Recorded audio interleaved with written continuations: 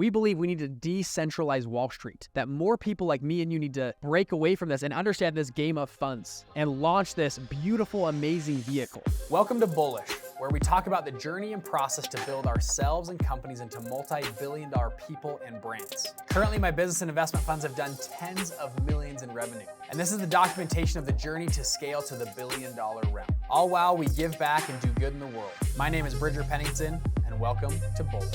So when I first got in this business game, I'd read a bunch of management books and scaling books and stuff from big CEOs, and I thought they were pretty corny, to be honest. They would talk about setting a vision, clear vision for your team, clearly communicate, have clear goals. They were like, this is so standard. This is so just generic conversation, these books. And what happened was the books and content I was reading at the time were not effective for me when I was starting a business. Because guess what? When I'm a solopreneur, just me, or just working with a small group, but yeah, we got to set good goals and clearly communicate, but I needed like a lot of tactics to get going. And that actually, there are a lot of books that were tactic books that helped me a ton. Now we've grown. My previous episode, we talked about going from a $10 million to $100 million, or $10 million to $100 million company. And those books now make a lot more sense.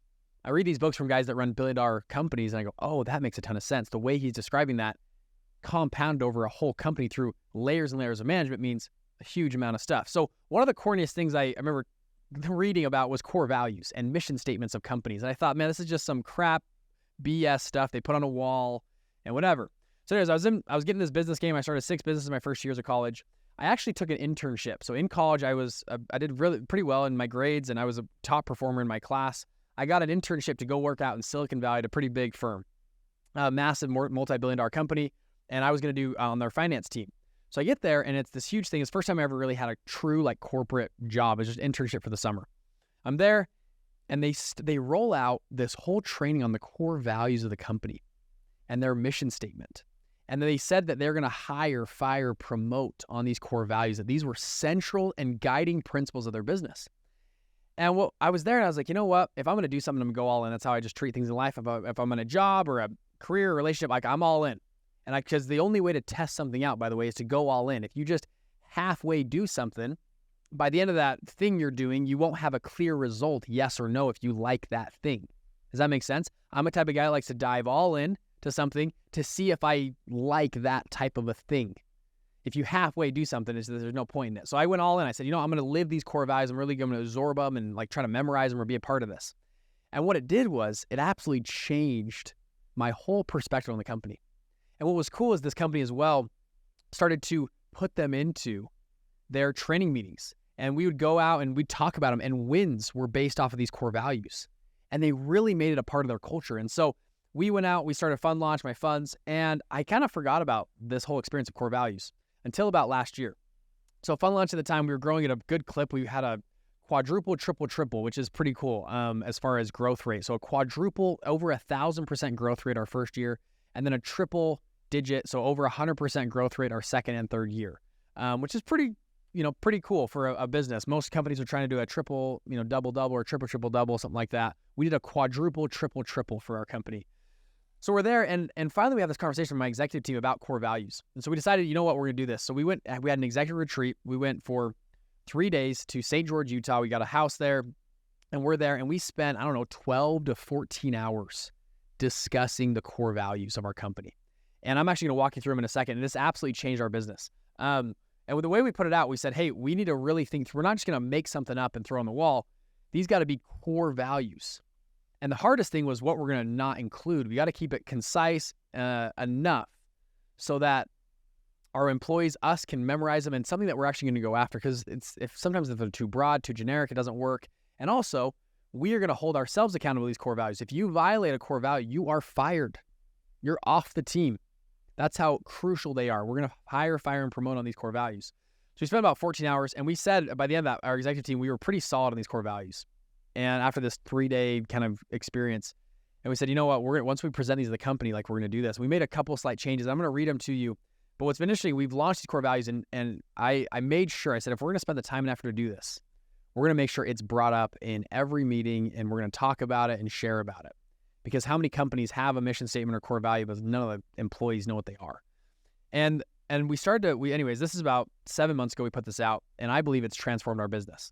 And the reason it's transformed our business, we're at, about a 40 to 50 person headcount, somewhere in that range. And we're a, medium-sized company, you could call us, even a small company.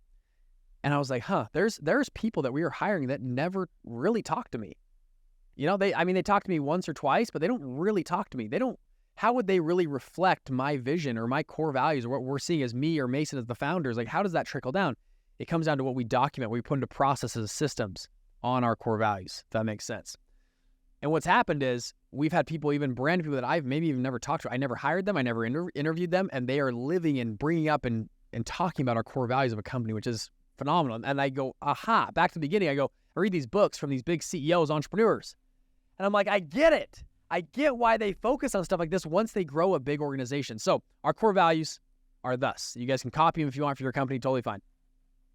And so that we have 5 core values, and we made a mission statement as well. And then we have sub-items of each core value that kind of explain the core values. Does that make sense? So the 5 core values are integrity without compromise, seek challenges, client-obsessed, team-centric, and do good in the world. Those are our 5 core values. And again, these are going to sound simple. This took us so much time to come up with, okay? So number 1, integrity without compromise. We speak the truth and assume best intentions. We value trust above all else. We do the right thing even when no one is looking. That's under integrity without compromise. The next one, seek challenges. We pursue excellence in our personal and professional lives. We take initiative to innovate and solve problems. We face challenges with positive energy. So that one we saw on our team, a core value trait of all the people we hired. We had multiple people that were former college athletes, that were student body presidents, that had gone and lost 100 pounds and did these fitness challenges and stuff. It was almost a thing we didn't realize. We hire people and still hire people that just are excellent in every aspect of their life. And that's a core value when we hire. We want people that are just excellent and they seek challenges throughout their entire life. And they face challenges with positive energy. That was that whole one under seek challenges. Client obsessed. We take accountability for our clients' problems and provide solutions. We sweat every detail of the client experience to deliver excellence. We celebrate our clients' growth and successes. We're a very client-oriented business, and so this is massive for us to work with clients. We coach, we talk to clients every day. We need to be client-obsessed or nothing will work in our business. Next one, team-centric. We are willing to call and be called. We clearly communicate and hold each other accountable. We work as a team even when we disagree. I think this is massive. If we can't work as a team, there's no point of even hiring people or doing any of this, right? A great example my dad has given me for years. He's like, Bridger, everyone's a team player. Everyone's a team player, right? I'll talk to you. I'll interview you. Oh yeah, I'm a team player. I'm a team builder. It's on your resume. Okay, cool. What a team player means is if the group gets together and decides something that you don't agree with, you'll still be on the team and help the team out, even more than you would have prior. So for example, we're in the middle of the Pacific Ocean. We don't know really where we're at. We're on a rowboat. And we've got to decide which way to row. Should we row east or should we row west? And let's say I think, hey, you know what? We should row east. We are pretty close to I think we're 100 miles away from California.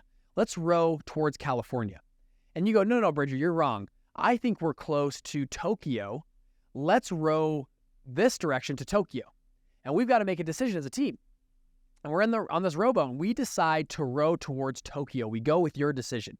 And I am the dissenting vote. I think we should row towards California. We're closer to California. And we sit there, and the whole team decides to row to Tokyo. Being a team player means I'm going to row as hard as I can to Tokyo, even though I disagree with the decision. Once the decision is made, once we break the huddle, we're all on a team. Because if I have 2 options, if I don't row, I'm just dead weight. I have to row. And if I try to row in the opposite direction, we're just going to stand in the middle of the ocean and not go anywhere. So I can either jump off the boat and start swimming by myself, or I decide to be on the team and row with the team, even though I think they're wrong. That's what it means to be a team player, okay? We work as a team even when we disagree. Another one on here, we are willing to call and be called. We're willing to call people out. We're willing to call things out that are wrong. Even if you're a low-level intern, whatever, we need people that, as in a meritocracy, that have an opinion, that call things out. Additionally, we are ready to be called up.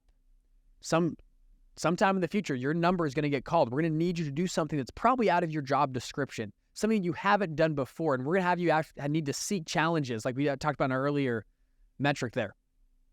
We're going to need you to be called up, and you need to be ready to be called to a higher plane, a higher calling. Okay, this is what we mean by being team-centric. So again, we've already gone through integrity without compromise, seek challenges, client obsessed, team centric. The last one is do good in the world. Under here we are stewards of the future. We actively serve our communities and families, and we seek to share opportunities with those around us.